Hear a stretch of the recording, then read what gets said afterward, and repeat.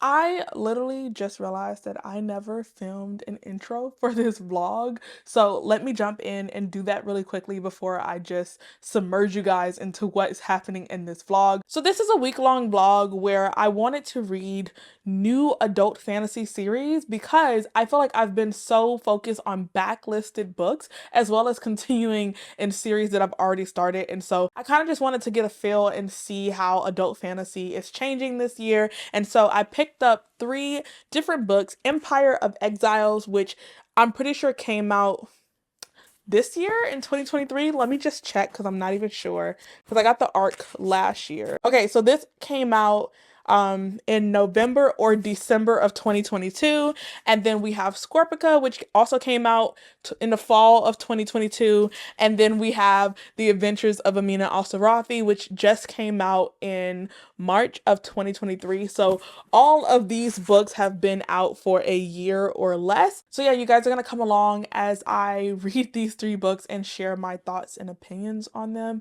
So let's get to it. I have been playing Dragon Age nonstop all week because, that's just what I feel like doing.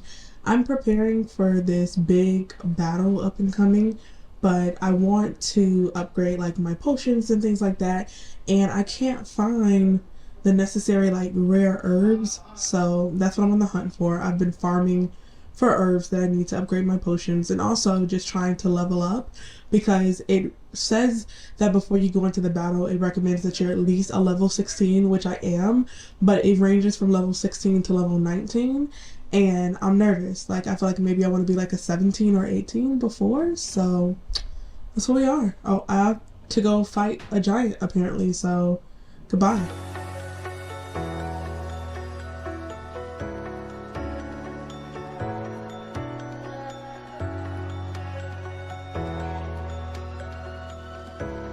Okay, we have had quite the productive day. I did sprints on Ray's channel where I started Scorpica. And then I did a live show with Elliot for her Patreon to talk about a different fantasy series that we buddy read together. And then I finally beat the entire game for Dragon Age, and it was a stressful 2.5 hours. There's still so much more of the game that I need to explore.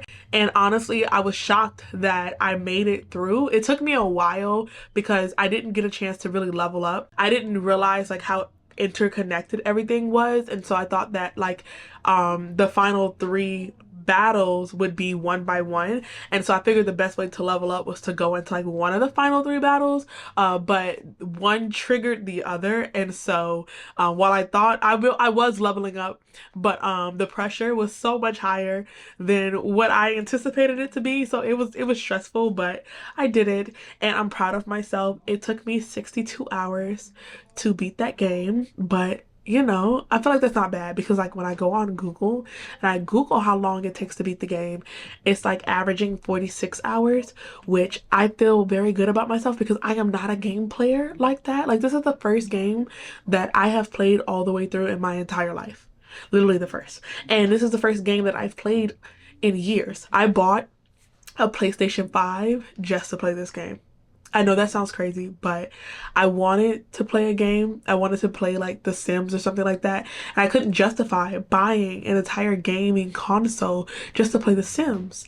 And then I seen someone review Dragon Age Inquisition. And then I also seen some people talking about like The Witcher 3. And I was like, maybe buying an entire PlayStation to play The Sims, crazy, outrageous. But buying an entire PlayStation to play The Sims and Dragon Age and The Witcher, that seems more justifiable. So here we are. And so yeah, it's time for me to play The Witcher, so I'm kind of excited about that because I've only read like one of the books and I've seen the show, but I have never played the game. So here we are. And then after that, I got on sprints with Bree and Alana. We're literally sprinting right now, but I figured it's time for me to update you on how Scorpica is going. I am shocked. I'm surprised. This book is so much more fun than I anticipated it to be. So we have these 5 queendoms, and they used to be kind of like this one like tribal land, and then something happened to where they were divided up into 5 queendoms. Each of the queendoms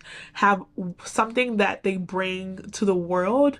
So one specializes in warriors, which is Scorpica. All of the women in their like their entire kingdom is just women, and all of the women are warriors, and the commander is the queen, and it's usually the strongest woman who is like challenged in a duel and fought, like she fights to death to get this throne. And then there's another part of the world where it's all intellectuals, and then there's a trading like big economy kingdom, and then there's one kingdom that grows nothing. It's like in the desert, but they use that desert and the sand in the desert to channel like magic. And there's one type of magic which is like it's called like all magic, but one of the things they can do is read minds, and there's like this prejudice stereotype around like the people who read minds can control it. Like there's no general consensus or understanding of how far the people with this magic can go and how much of a person they can control, and so there's just a general fear around that. And so all these different queendoms bring something different to the table. And so where we start off is that there is this drought. We're following the Barren Queen in Scorpica, and she has had 9 sons, and the sons have no, like men have no place in this all-female kingdom, and so they usually give them away to other kingdoms so that they can grow up elsewhere. And so she finally gives birth to a daughter, but not before she gave birth to 9 sons, and she knew that she was going to be challenged for the throne eventually because she was turning 40, and she was like, okay, I need to name a successor. And so she picks the best warrior in the kingdom to name as her successor, and then she gets pregnant and gives birth to a daughter, so she finally has an heir. And in the beginning of the book, as soon as she gives birth, her successor challenges her for the throne because she knows that now that she has a daughter, she's no longer going to be the next in line. So she ends up winning this challenge, even though she literally is coming off the labor bed to do this.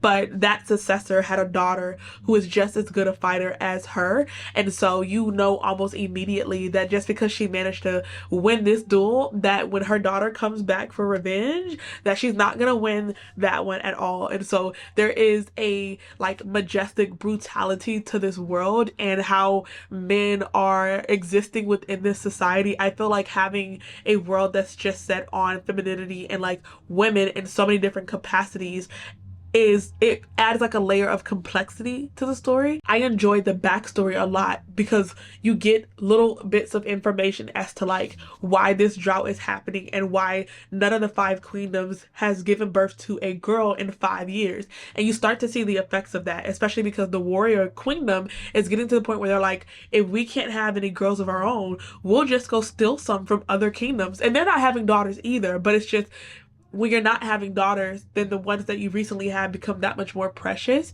And they're like, okay, we're going to go steal them because we don't have our own and we want to survive as a nation. I am looking forward to finishing it. I'm halfway through. It's like still pretty early in the evening for me, so I plan to do some more reading. I'm doing a combination of reading it physically and listening to it via audio, and I'm really not seeing a difference in either format, so it's very seamless and like easy to jump back into and jump back and forth depending on like how I want to read it. I am interested in reading the sequel, and it's ironic because the sequel had such a pretty cover, and I just knew that I was going to end up buying the sequel because look at the cover for the sequel. It's pretty. And I wanted to read the first book to like be let down or be underwhelmed so I could convince myself not to buy the next book in the series without having read the first one. And I did not expect to end up enjoying it. So we will definitely be picking up the sequel. And then we'll be going into Empire of Exiles. This one I've been seeing very good reviews for, and I really hope it lives up to the hype because I would like to have a good time in this vlog. I want to fall in love with the new adult fantasy releases. So here's to hoping. We're back. I've officially finished Scorpica. I'm still getting over a cold that's been like here for 2 weeks. Some days are better than others, and right when I think I'm like over the hump, I wake up the next day and I'm losing my voice and I'm having a stuffy nose. Like this cold will not let me go, and I'm almost convinced that when you get sick from a kid, especially a kid that's around other kids, like kindergartners all day, that is like a cold 2.0. That's like a flu 3.0. Like it's not your regular flu. Like whatever strand of that bacterial virus that's going around that classroom, it has enhanced, okay, it has metamorphosized, and it's harder for my immune system to get over. Either way, I finished Scorpica. After the 50% mark, between like I would say like 3/4 of the book, I became extremely detached and like separated from what was happening in the story, and it started to feel a combination of like muddled and like uncoordinated what was happening between the different characters. And there were some POVs that we were following that I just was never interested in from the beginning of the book. Now, I will say that those characters were not flat in any way. They just failed to entice me in a way that the other characters did. I enjoyed them more. And so there are chapters, the POVs of the characters that I didn't really find interesting.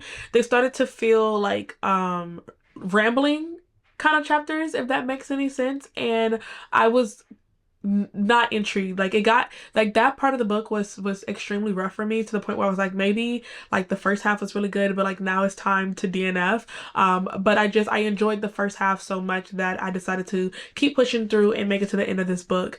We end literally on the brink of war, and so that makes me still enticed enough to pick up the second book, especially because usually when I read books like this that have the writing style of like a mythology or like retelling. So the front of the book describing this as for fans of Spinning Silver and Cersei, I find to be incredibly like appropriate. And so if you don't like stories that contain that prose, this may not be for you. What I find like interesting is that I usually read that type of storytelling in a retelling. Like Cersei's a retelling, Kakea's a retelling. What is the one that recently came out? Electra. That's also a retelling. This has all of the same ingredients and components to telling the story, but it's not a retelling. It's put in a wholly original fantasy world. I enjoyed the characters and how well they fleshed out. I feel like the characters were the strongest component of the story because a lot of them are flawed. Almost every character in this book is flawed, and they have very fallacious perspectives that leads them to make almost like, I don't want to say bad decisions, but like evil decisions. Everybody in this book is making evil decisions and leading the world closer to the brink of like collapse and war and calamity, just because they have this very flawed perspective and they're also staunch in their belief. And so watching everyone make moves that orchestrate where we're going in the plot, I find makes the book that much more enticing, because you have the perspective and the aerial view of other queendoms and what they're going to do, so you can start to put the pieces together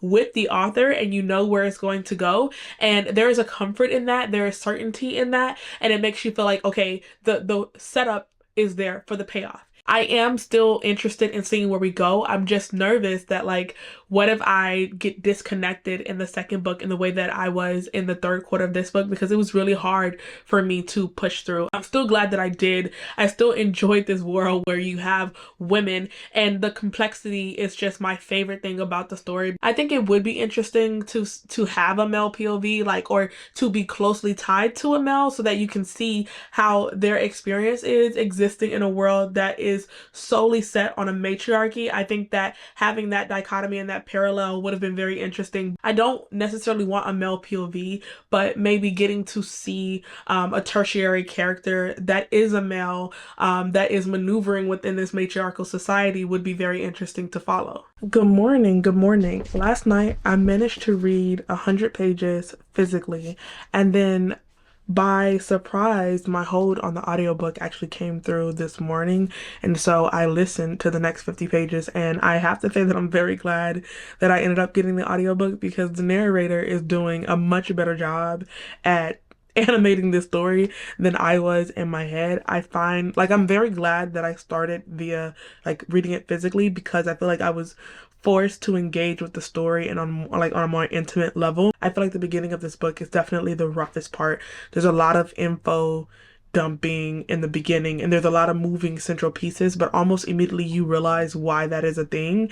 And so I think that if I had started this via audio, there might have been like minute details that I possibly missed out on that would have been very important later, and I would have been more lost. Not that I would have known that, but I feel like I would have missed a few things that would have mattered towards the mystery of the story. So I'm gonna try to describe this the best way that I can because it's really hard.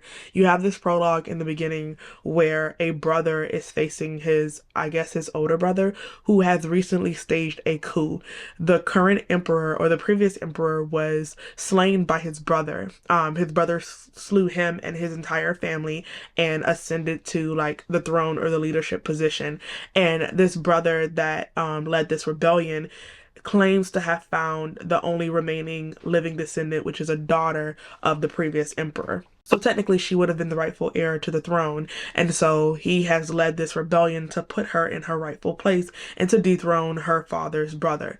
And they don't really, you could get the sense that he doesn't have a great reputation and that his brother, like, this is the end for him. Like, he's been convicted, he's probably going to die. And then you jump 23 years later where you have these scribers that you meet, and they're going to this archive, and they have a request from a client that is very peculiar and is making the lead archivist very nervous, because the son of the coup leader or rebellion leader is now tied into the imperial family, and he's the prince consort. And you're explained that he has done everything he can in the last 20 years or so to separate himself from the bad reputation of his father and the rebellion that his father led. And so on the surface, this request to pull these archives seems very innocuous. It doesn't seem like anything's wrong with it, but the archivist is just very suspicious that these things that seem nothing on the surface, that seem innocent on the surface, could mean so much more depending on who's requesting them. And she wants to know if it's the prince consort. The scriber that we follow, his name is Quill, and he's like, well, we were hired by our client to pull these pieces, and no, it wasn't him. So he spends the day at this archive pulling all of these pieces, and there is a friend that we meet in the beginning who is very like staunch in his belief that rules keep society together, and without rules and laws and following them, they would just be like primates or changelings, and that has to do with the backstory of this world. And so when Quill leaves the archive, he goes to meet up with his friend and his master, and his friend has slain an entire family. He said something right before he died, and then he ended up killing himself. And so Quill is thrown for a loop because his best friend just did something very drastic. And then we have this explosion of the plot from there. And you realize that all of the small details that was being explained to you, that was mixed in with the world building, it was a combination of world building and then details around this murder mystery that's going to unravel the stability of this empire. And you have to decipher and, like, you know, keep track of what might have been very important, because Quill picked up so much information along the way. And at first, it felt info dumpy. It felt like he was just trying to explain this world to us. But then there's other things that the more you get into the story, the more you realize doesn't make sense. And all of the evidence is implicating the prince consort and the current empress. And everyone is nervous around attaching this, like, claim to the heart of the empire, because one, they're extremely powerful. You don't just go around laying allegations at the feet of the empress or the prince consort. That's a pretty big deal. Additionally, it gets to be a bigger thing when this prince consort is tied to a family that has led a rebellion against the empress, and you don't really know what happened with the prince consort's father or with the girl that he was supposedly trying to put on the throne. So there is this compulsive need to read more of the book to unravel all these small little pieces. If I had to compare it to a book, I would say it's very similar to A Mask of Mirrors. If you enjoyed that book, I kind of feel like this would be a great book to pick up next, because the way that the mystery is set up and the intrigue in the world and the politics is set up makes you like, okay, who do we trust? How deep do we want to go into this? And we know that it's a big situation, but we only have a small provincial's perspective on it, and we need to gain more information before we spread this this situation beyond us, because you know that once this like sparks and catches fire, it's gonna spread throughout the entire empire. And you're talking about like corruption at the empire at its finest, maybe possibly a resurgence of the rebellion that this prince consort father tried to lead. I'm sorry that that was a pretty long-winded explanation of the book, but it really is one that's hard to define in a few sentences. And I think that's part of what makes the book so interesting and like so fun from the beginning, is because you have so many moving central pieces to the story and so many different people following so many different leads, and you also don't know who to trust because Quill is spiraling. He's not sleeping, he's not eating, he's obsessive, and he needs to know what happened to his friend, because he knows that even though he's seen his friend commit these murders and commit suicide before his eyes, Quill is still not convinced that this is something that his friend would have done. And then the lead archivist, that is another POV that we follow, I think her name's Amada. You could tell that she is hiding something, and she has a direct connection to the prince consort in some way. You get the feeling that maybe they might have been in love in the past, but whatever the reason is that she's connected to him, she is also following down the murder mysteries path, but she's also trying to placate Quill and downplay, kind of like gaslighting him of like, this isn't what you think it is. And so that makes Quill even more obsessive. So we're following characters that are very imperfect. I'm not going to say they're unreliable, but they kind of are, because you know exactly what's impending their judgment, and you know exactly like what's forcing them to hold back. And so these are very much characters that are not infallible. They are very imperfect. They have selfish motivations, and sometimes they can become so throttled with emotions, because clearly the lead archivist has some trauma in her past that is forcing her to kind of clamp down and shut down on her investigation, because some things are very triggering for her, and you get little insights into that. And then you have Quill, who is completely spiraling out of control. There are other POVs that you follow, but like right now those tend to be the most important. There's a lot of name dropping and title dropping with no explanation, and so you're kind of forced to swim and pick up whatever clues you can along the way to like place everything where they need to be. And I still don't feel like I know everything, because it's just, again, it's hard to know if you're certain, or it's hard to know if you're right, if they're just dropping titles with no explanation to go with. So I'm gonna continue with the audiobook as I get ready and start my day. There is books that I need to unhaul because I'm getting ready to move. I went through my shelves to like make sure that there was no books that like I really just didn't want to bring with me, and there was a few that I decided to unhaul for a combination of reasons. I actually hate filming unhaul videos because I never have a lot to say about why I'm unhauling books. Like sometimes I'm unhauling them on a whim, and like I don't have anything to say about it. So I'll be unhauling The Last Magician series. It's a series that I really loved, and it's one of my favorite YA series, but the books are so big, they take up so much space, and the final book in the series is even like larger than this one. And I feel like if I was to ever reread them, they would be via audio. And if I wanted to own some, they would probably be special editions. And so I just want to clear up the space on my shelves, because owning a series that is really large is like something that is reserved for like all-time favorites, like Michael J. Sullivan's, you know? So we'll be unhauling these. This is a book that I needed for my master's program, but I don't think I'll ever be referring back to it or using it. I actually don't like war history or military history. It makes my eyes glaze over. This is a graphic novel that I've already read. I don't want to own a copy. An arc, a book that just is so far below my priority list to read that I doubt I'll ever get to it. Another graphic novel, another book for my master's program that I actually really loved, but there was so much information that I needed out of here that I ended up switching to the ebook so that I could highlight and then refer back to immediately. So my annotated copy is actually ebook, so I don't need the physical. Another book just too far below my TBR, and if I was to read it, it would be audio, and it's not a book that I expect to love to where I want to own a copy. And then The Hawthorne School I've already read, and I think I gave 3.5 stars. Notes on it. All of these are books that I've read. This one I DNF'd. And then this one is the only one in this stack that I haven't read, but it's been sitting on my shelf for 3 years. So I'm at the point where I just need to admit that I'm never gonna read this. But everything else over here I've read. These are a combination of arcs. A Master of Jin I've already read. It wasn't really for me. Beneath the Prey I'll be unhauling because I like the original covers. I don't like the recovers. So I won't own the series as much as I love it. And if I did own the series, again, I would want it to be special edition. And then these two I've also read and just don't feel the need to own a copy. And then the last two I'll be unhauling is Little Thieves and Honeycomb, also read and just don't feel a need to own. So yeah, I made some space on my shelves. I'm gonna unhaul these and then we'll probably go book shopping because it's not that I'm trying to get my physical inventory down. I just wanted to just do a small little run through to make sure that like I didn't have anything that I wanted to get rid of. And now that I have it's a lot of space on my shelf, especially where the Last Magician series used to be, I feel the need to go shopping.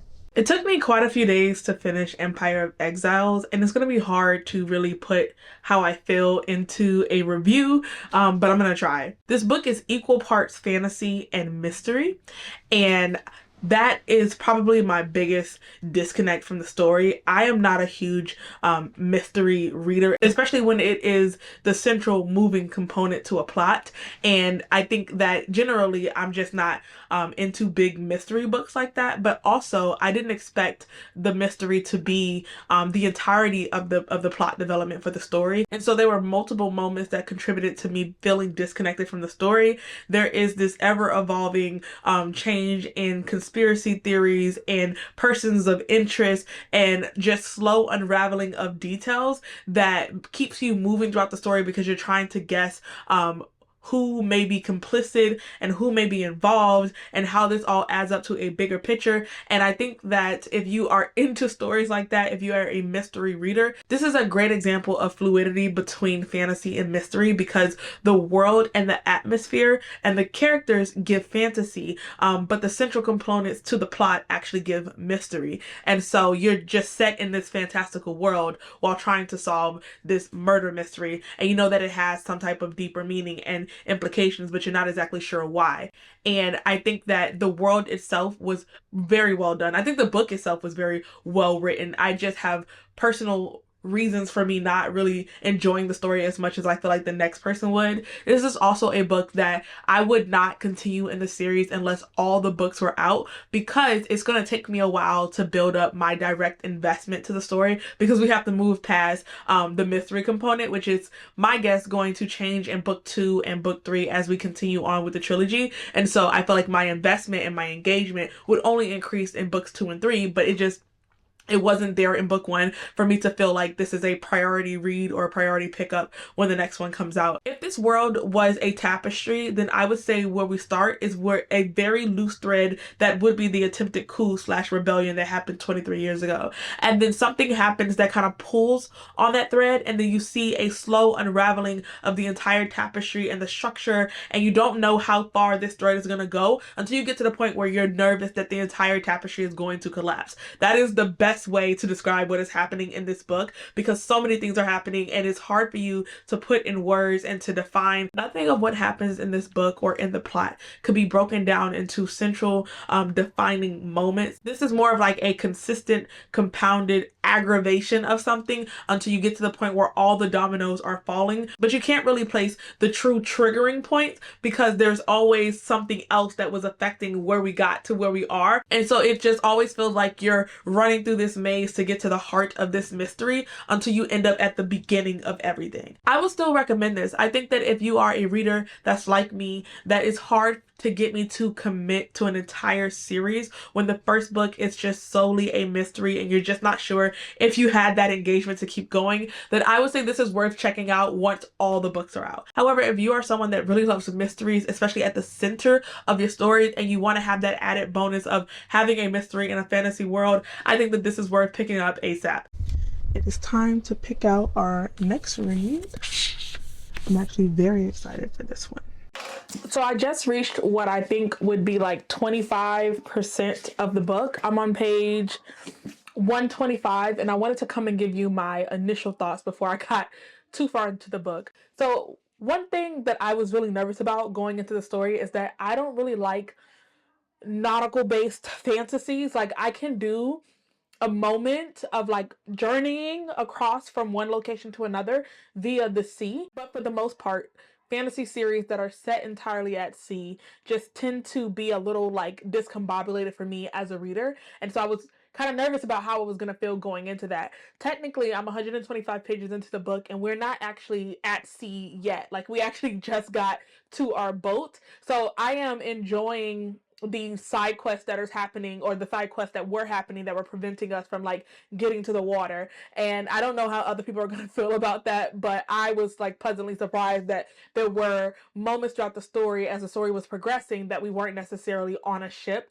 because there's only so many ways that you can describe the ship and the weather before I start to just kind of like not care. Amina is very quick-lipped. She's very sarcastic and she's like quick-witted, and I find that highly entertaining. She's not like the most abrasive character, which is something that I find like that I enjoy. She's balancing being maternal and being a mother with also being like a ruthless pirate and a loyal friend and a great leader. And they're like, she's just so complex as a character, and there's so many faces to Amina that I actually really enjoy that you can't necessarily box her in. She's also not the most religious, and she will be the first to tell you that she's not the best Muslim, but there's also still like this faithfulness to her. As far as Shanna's writing, it feels very accommodating and like easy for you to get into. I think that sometimes her world building can be a little clunky, especially in like the beginning of City of Brass, but this feels much more smooth, much more comfortable. We're getting immersed into the story and it feels like it's smooth sailing. So Amina had this abrupt retirement where she kind of just disappeared for the last 10 years because she was living so fly by night, pillow to post. She didn't really plan for a retirement, and so you see her 10 years after being out of the game to where she's really struggling to survive. She's squatting in this home that's kind of like out of the way in the middle of nowhere. The home is falling apart. She doesn't really have a lot of money. She has her mother, her brother, and her daughter, and they're all kind of depending on each other to survive. One day, the mother of one of her former crew members arrives, basically saying that his daughter, which is her granddaughter, was kidnapped, and that she wants Amina to go and locate the girl and retrieve her, and she will give her $1 million dinars. And this is something that Amina can't turn down for a variety of reasons. One, she really does miss that dangerous lifestyle of being a pirate. She wants that excitement and that adrenaline. She wants to be at sea again. She misses who she used to be, but also just the amount of money that is being offered is not something that she can selfishly just say no to. So of course Amina is like, okay, well, like she convinces herself that this is something that she wants to do. Before she embarks on this journey, she starts to round up all of her old crewmates and best friends and things like that. And the more she connects with people from her past, she actually finds out that this kidnapper of this little girl has been kind of moving about Amina's previous circles, and is starting to feel very suspicious that everyone that has some type of connection to Amina has been contacted in some way, shape, or form to this kidnapper. And one thing that's really odd is that this kidnapper has not asked for a ransom. He stole the girl about a month or two ago and it's been completely silent. And so that's just very weird that he would not even make a declaration for a certain amount of money for her safety or for her return. And so it's starting to make me feel like he is attempting to contact Amina and to lure her out. We don't know if it's for revenge because she definitely has a lot of enemies. We don't know if he wants to hire her for a job.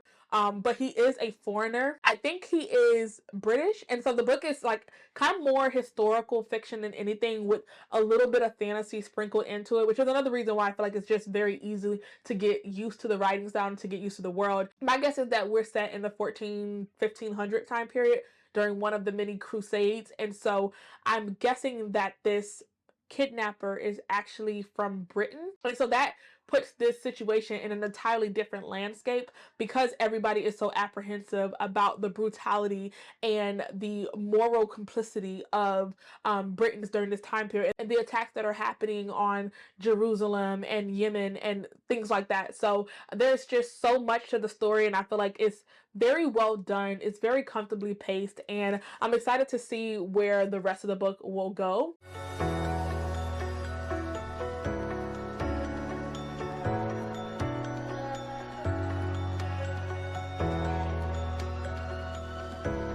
A friend of mine's birthday is tomorrow, and she requested that I make her a birthday cake. So this is a lemon velvet cake that I spent most of today working on. I have these boxes that I always buy whenever I'm at Walmart, just because people request for me to bake things quite often, and I don't have to worry about them returning my dishes to me. So we're gonna package this up and then we're gonna drop it off. Maybe I'll write a cute little happy birthday message up here so it'll feel like it came from the bakery or the store, but really it came out of my kitchen. And just like that, we are boxed up and ready to go. We've reached the end of this vlog. I have officially finished The Adventures of Amina Al-Sarafi. I ended up giving this book 4 out of 5 stars. I'm really looking forward to continuing with the series, and I kind of wish that I had waited again for this series to be done, because I have the feeling of like immediately wanting to pick up the next book, and unfortunately I can't do that. It starts off with a real historical world setting, and it has the usual lore and legend specific to the geography that we're in, and then it kind of evolved into a bit of a odyssey journey with more fantastical elements the deeper that we got into the story. The way the book sets up the sequels I also found very interesting, because Amina does not wholly fail at her ultimate goal. We have a clear mission in mind and she sets out to do that, and for the most part she's actually pretty successful, and so this does feel like a bit of a conclusion to this episode, and so that just brings me back to like it does have this like epic odyssey feel to her, because we're gonna get to see Amina during like different adventures in her life. And so again, I just want to jump back into this world. I want to get to know more. I want to see more of her in different situations, in different settings, and chasing down myths and legends and lore. And then Amina kind of becomes this legend herself, and there is a bit of resolving the falsehoods around how legends are created, as well as the idea of forgotten legends and forgotten lore and bringing those back full circle. So there feels like a lot that Chakraborty could do with this world, and I'm actually very excited to see what she's gonna do going forward. The background characters and the bit of found family that we got was also very endearing to follow, and there is some gender non-binary and trans representation. Those foundations are laid from the beginning of the story, whether you are aware of them or not, and so by the time that you get to these revelations for each character, it feels authentic and it feels like natural at the same time. And I feel like I believe in Amina as a heroine, and I can't wait to see where she goes next. And with that being said, we are now wrapping up this vlog. We read 3 new installations into 3 separate adult fantasy worlds. I had a good time jumping back into fantasy. I am in my fantasy bag at the moment, and I'm literally planning to pick up more fantasy as soon as I'm done with this vlog. Thank you guys. Let me know in the comments if you'll be checking out any of these, and I will see you in my next video.